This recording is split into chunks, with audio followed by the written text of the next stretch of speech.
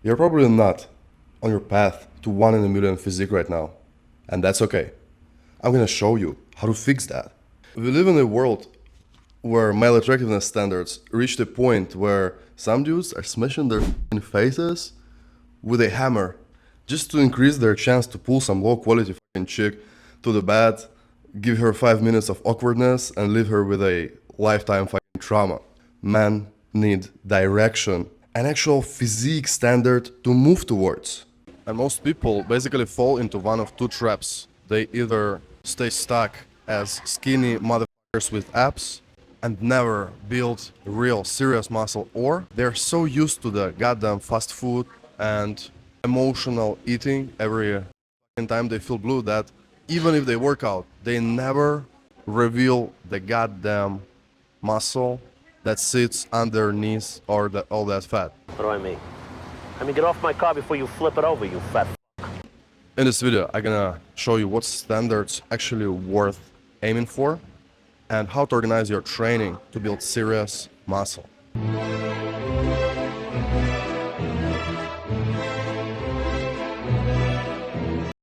There are three components to an outstanding physique: a badass training, a badass nutrition, and a badass mindset. It is so frustrating how the advice from 99% of the people online is either too surface level or too overcomplicated to help you actually build the body that turns heads and actually represents on the outside who the fuck you are on the inside.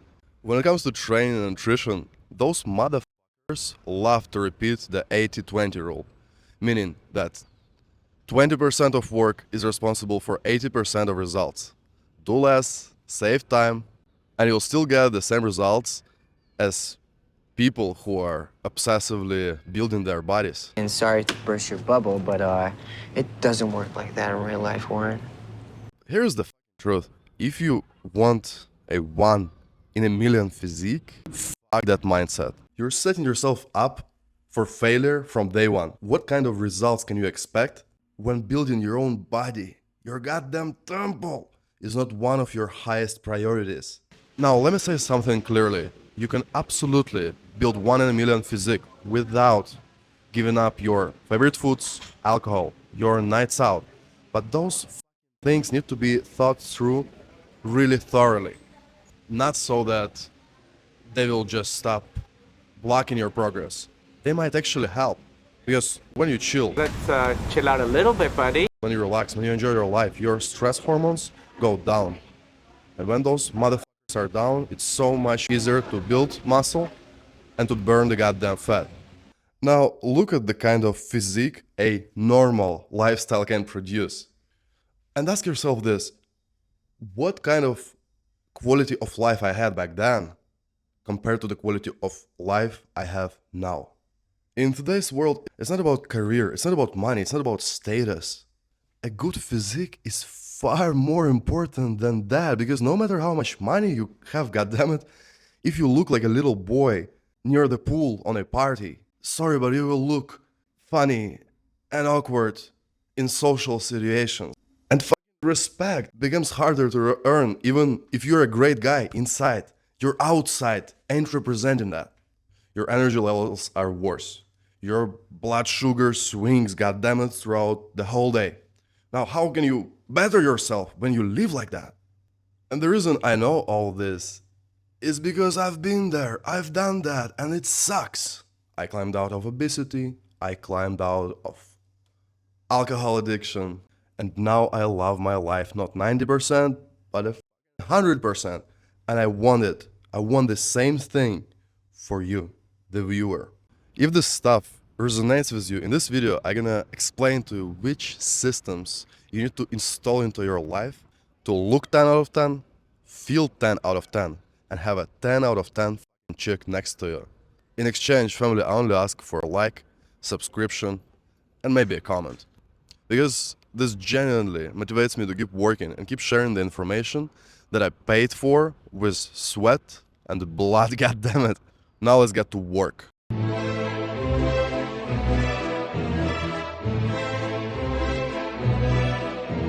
A plane that changes its course by just 1% ends up landing in a completely different place. It doesn't matter what stage of training are you at right now. It doesn't matter how messy your eating habits are. Everything starts with a mindset.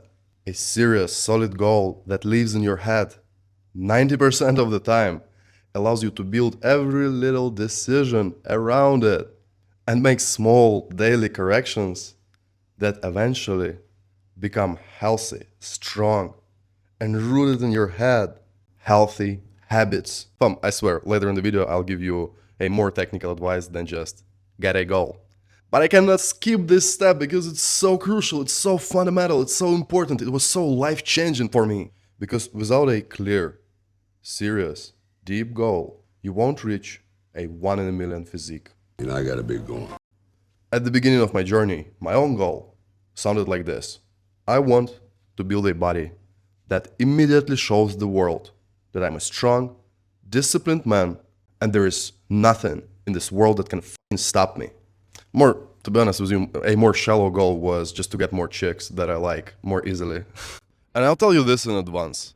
The body that became my calling card allowed me to make more money doing what I love. Pull and enjoy the company of women that I actually like a lot. And simply feel incredible in my own f***ing skin, god damn it. Everyone's goal will be different. But this is step 1. Find your f***ing why.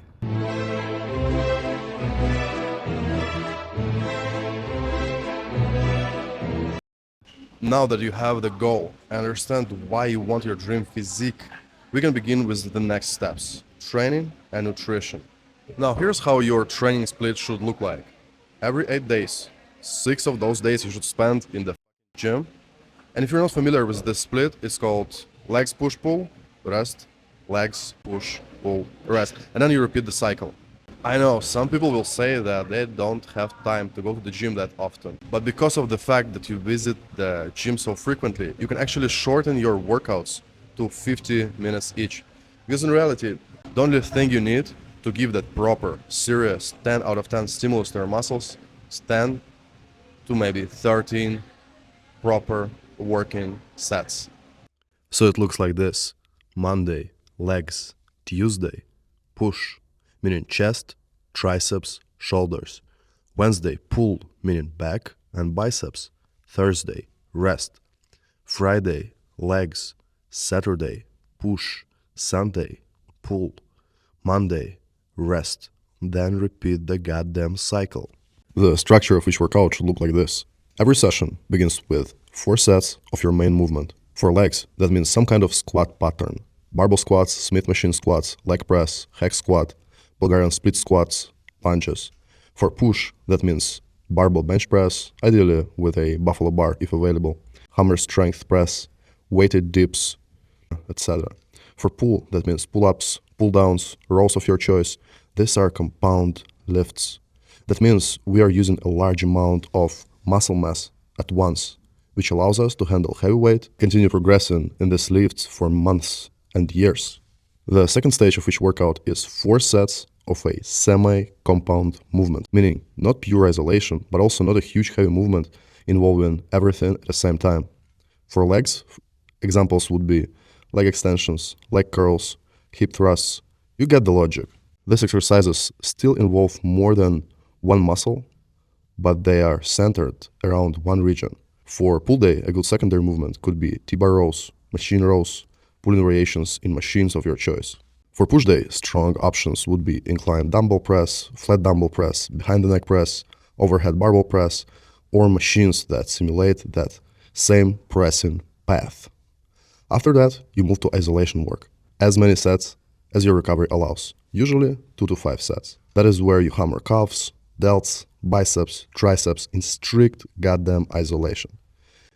And just as a reminder, this was me before I started training this way. And this is me after I started training this way. And yes, I'm a 100% natural athlete.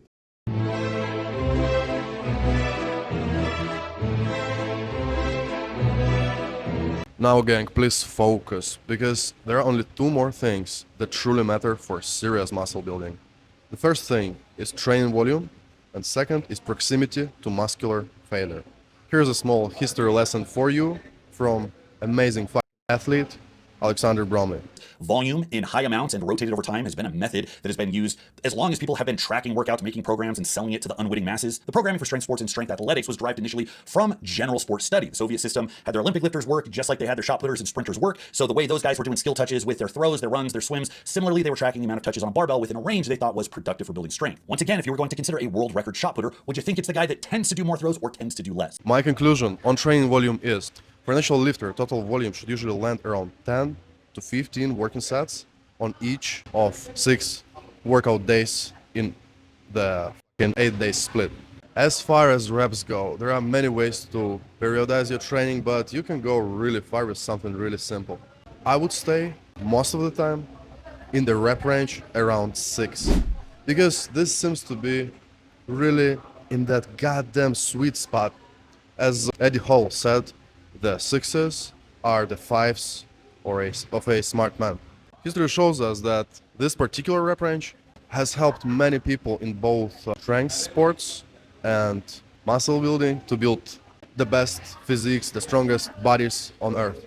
But around 30% of the time, you should go up to 8 to 12 rep range for the pure hypertrophic stimulus, and also going as little as 3 to 5 reps for the pure strength neurological adaptations. When it comes to slightly higher rep range, it especially works for the isolation, meaning you can implement 8 to 12 rep range on your isolation work on every fucking workout 365 days a year, regardless of what happens to your main lift. For instance, if your main lift is bench press, this is your main lift for the day, and you did 5 reps, nothing stops you to work on the triceps extension for 10 to 12 reps. So you work in that sweet spot for the main lift. You're not getting too burnt out. You're getting the proper hypertrophy stimulus, strength work stimulus. And after that, pure hypertrophy work for the triceps. Increased blood flow also leads to better recovery. So it's a win, win, win, win.